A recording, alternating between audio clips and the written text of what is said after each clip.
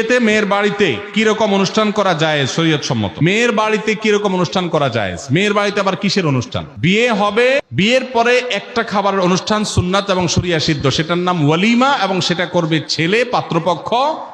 তারা একজনের আস্ত একটা মেয়ে জন্মের পর থেকে শত শত দিন, হাজারো দিন পরিশ্রম করে বড় করে এই মেয়েকে পরিণত করে দিয়েছেন, শিক্ষিত করে দিয়েছেন। এরপরে আস্ত একটা মেয়ে ঘরে তুলে নিয়ে আসছে আরেকজনের।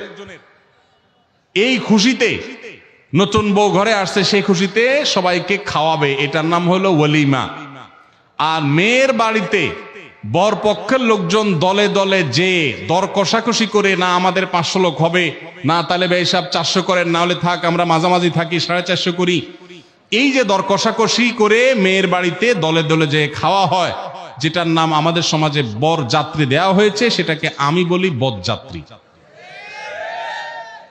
যারা বিয়ে করেন নাই, বাপের বেটা মায়ের বেটা হয়ে থাকলে নিয়ত করেন যে আমার বিয়েতে কোনো বরযাত্রী যাবে না।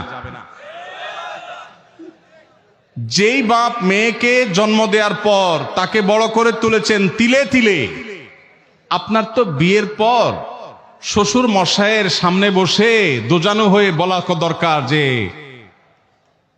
শ্বশুর বাবাজি, আপনার মেয়ে জন্ম থেকে বড় হওয়া, বিয়ে দেওয়া পর্যন্ত এর পিছনে কত লক্ষ টাকা খরচ হয়েছে, আনুমানিক একটা ফিগার বলেন।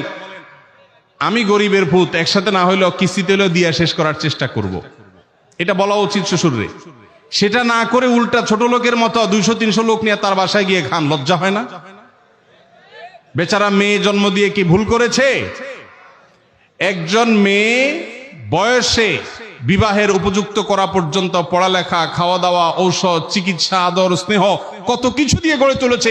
এরপর আস্ত মেয়েটাকে সারা জীবনের জন্য আপনি নিয়ে যাচ্ছেন, সারা জীবন ভর শ্বশুরের এই কৃতজ্ঞতা, শাশুড়ির এই কৃতজ্ঞতার দায় আদায় করে শেষ করতে পারবেন না।